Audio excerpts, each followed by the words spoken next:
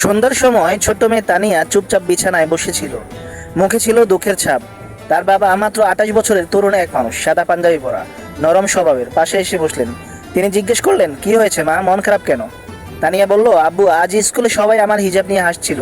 আমি কাঁদতে চাচ্ছিলাম, কিন্তু কিছু বলিনি, শুধু মনটা খুব কষ্ট পেয়েছে। বাবা মেয়ের মাথায় হাত রাখলেন, কোমলভাবে বললেন, মা, সব কথা মানুষকে বলতে হয় না, কিছু কথা শুধু আল্লাহকে বলাই ভালো। মেয়ে তাকিয়ে বলল, আল্লাহ কি আমার মনের কথাও শোনেন? বাবা মৃদু হেসে বললেন, হ্যাঁ মা, আল্লাহ কোরআনে বলেছেন, তোমরা আমাকে ডাকো, আমি তোমাদের ডাকে সাড়া দিব। সূরা বাকারা 186। তানিয়া কিছুক্ষণ চুপ করে রইল, তারপর ধীরে ধীরে হাত তুলে দোয়া করলো, হে আল্লাহ, তুমি জানো আমি কষ্ট পেয়েছি, তুমি আমাকে শক্তি দাও। বাবা তখন মেয়েকে জড়িয়ে ধরলেন। মেয়েটা একটু হাসলো আর ফিসফিস করে বলল, আল্লাহ সব শোনেন, তাই না আব্বু? বাবা মাথা নাড়লেন, হ্যাঁ মা, আল্লাহ সব শোনেন, এমনকি তখনও শোনেন যখন আমরা কিছু বলি না।